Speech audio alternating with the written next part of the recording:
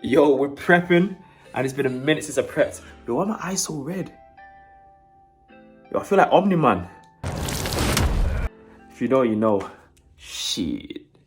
Okay, guys, so here's how I'm looking now. All the shots there, all the shots. Well, majority of the shots. I think it's not a bad point. I've not done this in a few years now. I'm not prepared, I'm not prepped, I've not got lean like this in a while. It's been a while now. It's been literally about minimum of 3 years and then some. So it's hard to get back into the process. I didn't really document every single thing I've done in terms of like putting everything on paper and being like, I've done this, and this, and here's my blueprint. So I have to like almost create a new approach. I do vaguely remember, and I've got my old videos, but don't forget I was a lot lighter then. Things were a lot different. Lifestyle was a lot different, not in terms of a bad lifestyle, just different. So things have changed. So yeah, it's interesting. It feels like I'm a newbie again in terms of getting myself ready for a show. It's the first one, just going to be the BMBF qualifier. I do want to do a classic physique show, even if it's untested, and see where I end up, because I've always wanted to do it, and I thought, fuck it, this is the year to do it, why not? But I must say I do enjoy the process, and I do love the process. I'm enjoying building that discipline again, building that structure around my day again, especially with food, not just eating everything in sight. Don't get me wrong, I do eat a lot. Like on my normal off season, I eat around just over 4,000 calories. Right now I'm down a significant amount, let's put it like that. So yeah, I do miss that, but I do cherish the structure, the mental fortitude it builds and all that good stuff. So it's there's more pros and cons to this, so can't complain. I'm plus seeing the results every other day almost and week, to seeing things change. Man, I've missed that process. It's been 3 years-ish minimum since I've seen that process, so yeah. Okay, about to go smack up some legs. My approach to training has changed now. I've gotten a little bit older. I can't really do the same stuff and the exact same approach. It's a very similar approach, I must say. There's a lot of reps, a lot of volume, most of the time minimal rest, and that minimal rest is massively exaggerated when preparing for a show and getting lean, of course. Trying to retain as much muscle mass and even develop some muscle mass if possible. Obviously developing is probably near impossible, but you know, the structure I'm talking about, not actually the size and the all that good stuff. So yeah, let's get it. Leg day. Knackered, but I love this shit. Yup. What else we got? I like to mix into my pre-workout. Glutamine. Take this bad boy a few times a day. Yeet. Yes. This bad boy here. So my usual mix is this and this for a pretty decent workout during prep. Oh yeah, and a bit of BCAAs as well. These three. 1, 2, 3. Fusion. Ha. This should just take throughout the day. And if it's time to take it before gym, this gets put into the mix too. Get it?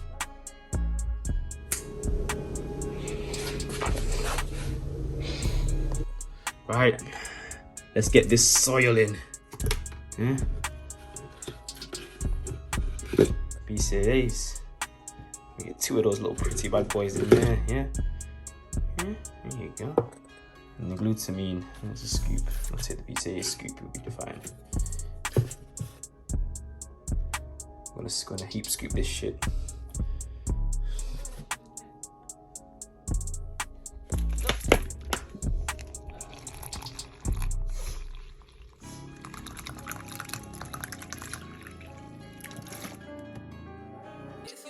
So in terms of deadlifting in general, not just in prep, I've changed the way I do things. So what I do now are 2 very important sets. Okay, so number 1 is the top set, where I literally go as heavy as possible, bar to the wall, and absolutely crush it. Obviously, when I'm not prepping is when I really pile on the weight, which ranges between 260 kg to 280 kg, and I reckon I could probably squeeze out 290 kg there. But obviously on prep it's a little bit different. My strength is sporadic. So today, my 2 crazy sets that I went for were 180 kg and 220 kg. Obviously the 220 coming first, the heavier weight. And guys, might I make this clear, this is individualized for myself, not necessarily clients that I work with. When I do a deadlift progression, the top set that's the set that matters. All the sets leading up to that, because I don't max out on it or hit the intensity that I would usually hit on it, I don't count them as a working set at all. They're just sets as a means to an end to warm me up to the heavy weight. Typically, my heaviest sets are about 260 kg to around 280 kg for between 3 and maybe 6 reps as a max on those numbers. 6 obviously leading towards the 260 and 3 leading towards the 280 kilo. But I did tweak my lat doing the 280 a few weeks ago, or even up to 2 months ago now. It's been a while, so I've not touched deadlifts in a little bit just to be smart. This is my first time getting back into the deadlifts, relatively good weight, so 5 plates. And the goal is here with this approach is to not overload with just merely weight, especially because I'm on lower calories. It'll be quite stupid. Injuries will creep in.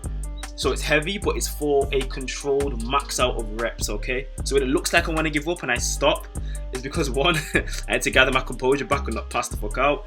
And 2, I believe there is more to dig out. There is more to give. Therefore, I stop, readjust, and to see if I can squeeze any more out. Even when I feel like it's time to give up, I try again.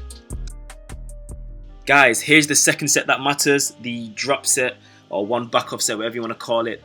It's just 1, okay? So you do your heavy set, you rest adequately, then you take off not too much weight. For me, I just take off 1 plate aside and you go for as many as you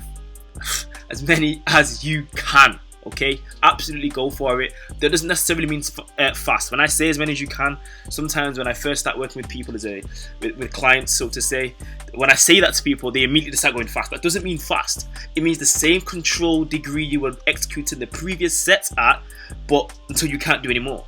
Okay, that is what this is.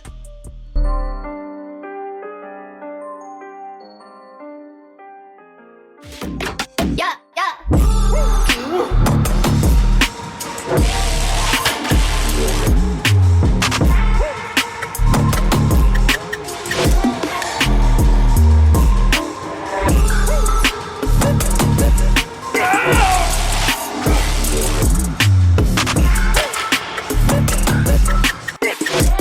Leg press was by far one of my favorite parts of this session. So what happened here was a slow and controlled approach. Not one single rep, no matter how bad the pain was rushed.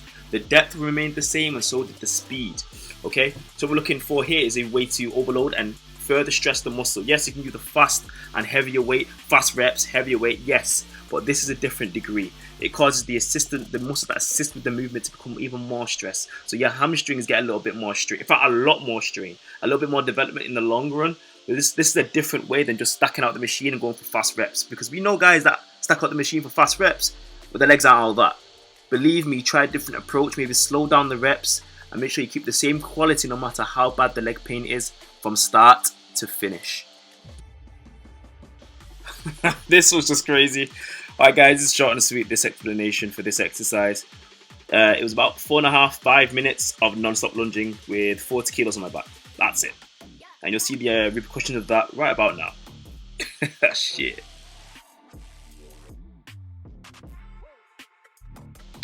Okay guys, so leg curl machine. I wanted to go on the prone one, but they're all taken, so I had to improvise with this one.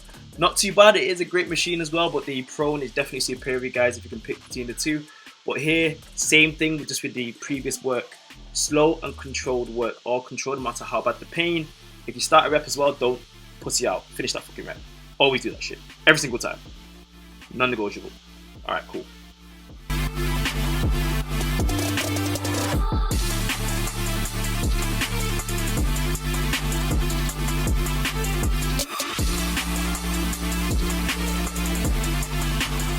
Guys, hope you enjoyed the video and got a little bit of knowledge from it. Hope I helped in some degree or way.